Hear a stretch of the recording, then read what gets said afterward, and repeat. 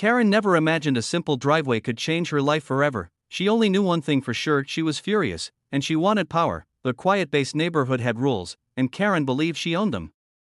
When she saw a black SUV blocking what she claimed was shared access, her patience snapped. She stormed outside, phone shaking in her hand, already dialing base security like she had done before.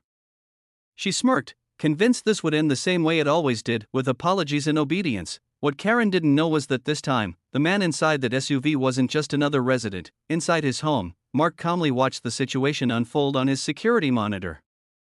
He had recently moved back after years of service, hoping for peace. The driveway was legally his, clearly marked, approved, and documented. Still, Karen stood there yelling, pointing, and demanding action as if ownership bowed to volume. Base security vehicles rolled in quickly. Karen folded her arms, satisfied. She spoke loudly, confident, telling them how she had been disrespected and blocked. She demanded consequences, already picturing the ending, but Mark stepped outside calmly, badge clipped discreetly to his belt, eyes steady. The guards paused, exchanging looks. Something in the air shifted, subtle but powerful. Karen noticed the hesitation, and for the first time, doubt crept in, and that was the moment everything started to unravel. Karen spoke faster now, sensing the silence stretch longer than usual. She repeated her complaint, adding extra drama, claiming safety risks and violations.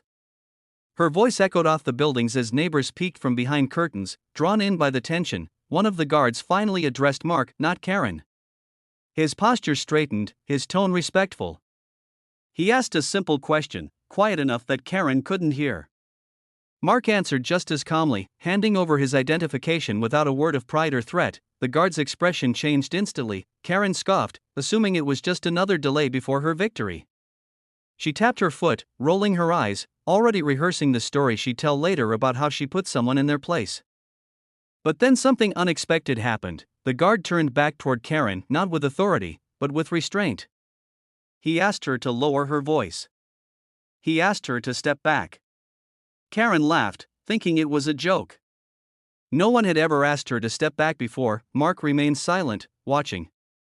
He wasn't angry. He wasn't smug. He simply waited, because he knew something Karen didn't. The driveway wasn't just private. The approval didn't come from HOA paperwork alone. It came from higher authority, signed and reviewed years ago.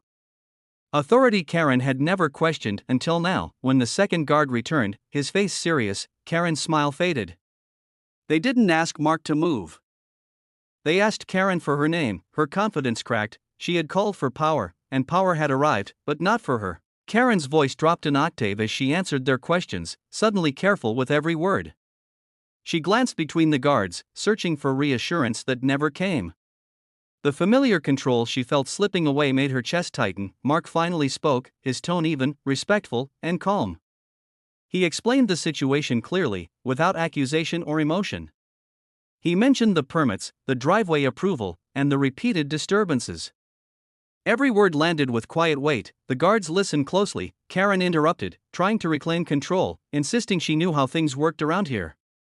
That was when one guard gently corrected her. He explained that Mark wasn't required to justify his driveway to neighbors.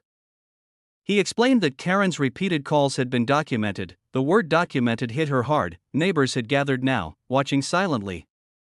Karen felt their eyes. The judgment she once wielded now turned against her. Her posture stiffened. Her hands clenched. Then the guard asked Mark a question that changed everything. "Sir, do you want to handle this now? Or formally?" Karen froze. Mark met the guard's eyes and gave a small nod. "Formally," he said. The guards turned back to Karen, their tone shifting from polite to procedural. They explained misuse of base security, false complaints, and harassment policies. Karen tried to laugh it off, but no one laughed with her. Her authority, imagined, loud, and unchecked, collapsed in real time, and she still had no idea who Mark really was. Karen's breathing became shallow as the guards asked her to step aside. She protested, loudly at first, then quietly when she realized no one was backing her up. Her neighbors avoided eye contact.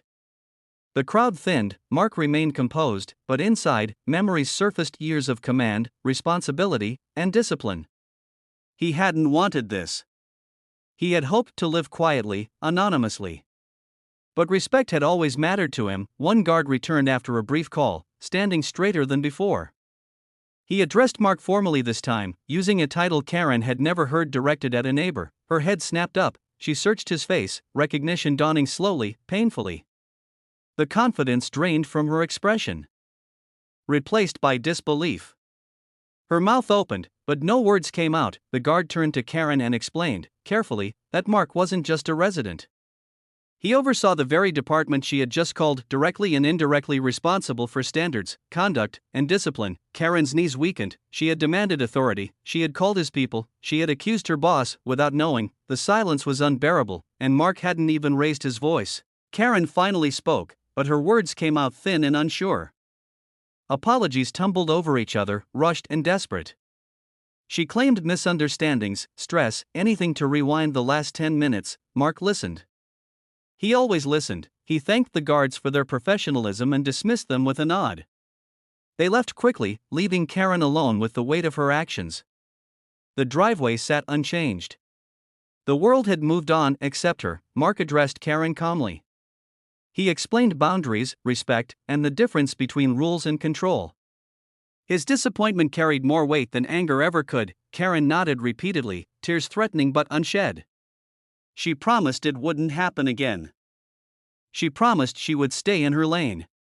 Mark believed in second chances, but never in unchecked behavior. He documented the incident, not out of revenge, but responsibility.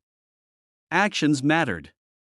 Patterns mattered. Karen watched him walk back inside, feeling smaller than she ever had. For the first time, she understood, and she knew this story would follow her forever. The neighborhood returned to normal, but the energy had shifted. Karen avoided eye contact. Her voice softened. The calls stopped. The complaints disappeared. Mark's driveway remained exactly where it was, quiet, respected, unquestioned. Neighbors whispered, but not about Mark. They talked about consequences. About assumptions. About the day entitlement met reality. Karen kept to herself now, learning something no HOA meeting had ever taught her. Power wasn't noise. Authority wasn't volume. And respect wasn't demanded, it was earned. Mark continued his life quietly, never mentioning the incident again. He didn't need to. The lesson had been delivered without cruelty, without force. Just truth, and sometimes, truth is the strongest ending of all. Karen never called base security again, she never raised her voice over a driveway again. The neighborhood remembered the day authority revealed itself without shouting, without threats, just calm, undeniable presence. One call had changed everything. Mark never sought recognition, but his silence spoke volumes. Respect followed naturally after that, and that was the final twist in this unbelievable HOA story. If you love the drama, don't forget to like, subscribe, and drop a comment sharing your thoughts. It really helps this channel grow.